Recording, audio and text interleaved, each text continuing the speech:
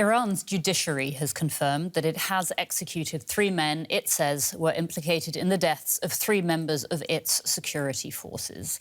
Majid Kazemi, Saleh, Mirhashemi and Saeed Yaghoubi were accused of drawing a gun during a protest last year in the central city of Isfahan.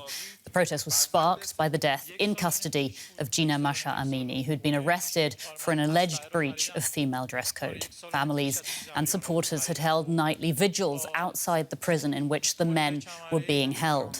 Amnesty International said the men's trial was flawed and used, quote, torture-tainted confessions.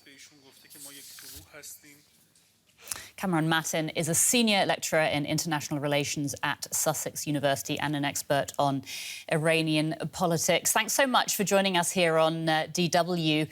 Could you tell us more about these 3 men who have now been executed? Well, these 3 men, Saleh, Mirhashemi, Majid Kazemi and Saeed Yaghoubi, were charged with the murder of 2 members of the paramilitary Basij force, which is closely related to IRGC, and a senior officer of Iran's law enforcement force back in November 2022 at the height of the Women Life Freedom protests in Iran. They have been brought into Iranian state TV to make confessions regarding the alleged crime, and sadly this morning the execution were carried out despite widespread protests both inside and outside Iran to stop this execution. Can we talk about the trials in which these 3 men were found guilty? Human rights groups are calling them unfair and are saying that the men were tortured. Can you give us any more information? Indeed, one of the executed persons had actually sent an audio file from prison. This was smuggled out, in which he clearly said that they were tortured, and all the confessions were obtained under torture and pressure.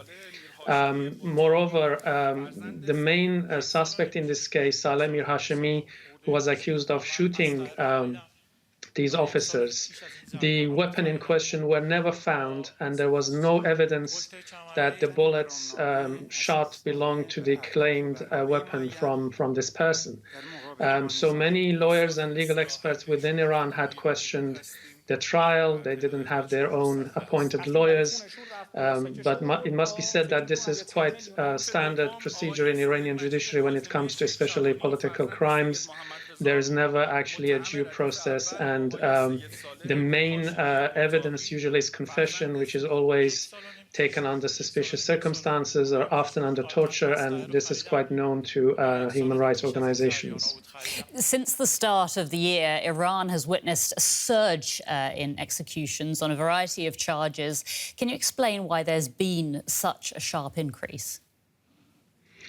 Indeed, in 2022, Iran has executed nearly 582 people, which is showing 75% increase compared to the year before. And this year, up to now, and we are still not halfway through the year, more than 25 executions have happened. And I think this can be explained primarily by reference to the fact that Islamic Republic normally tries to bring the population into submission during protest times or turbulent periods through sowing fear, through increased executions. Some of these have taken place in public. So I think this is more than anything else, in fact, shows the insecurity and weakness of the system vis-a-vis growing popular discontent, which for the time being is not being expressed on the streets like last winter, but I think the regime is worried about a resumption of protests and therefore wants to basically intimidate the people into quietness. And yet, of course, there are still many people being held in prison in Iran in connection with these anti-government protests. What does this mean for them?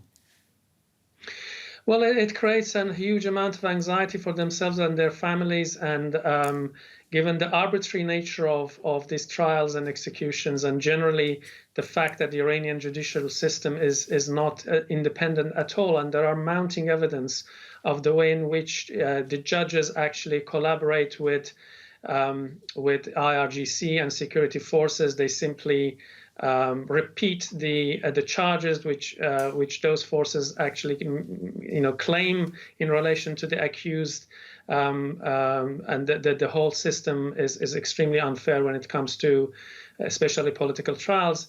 The regime also seems to try to show its social base, which is extremely narrow or has shrunk over the recent years, that they are basically defending them and trying to convince them to continue supporting them, especially their own security forces, to carry out ruthless repression of protesters.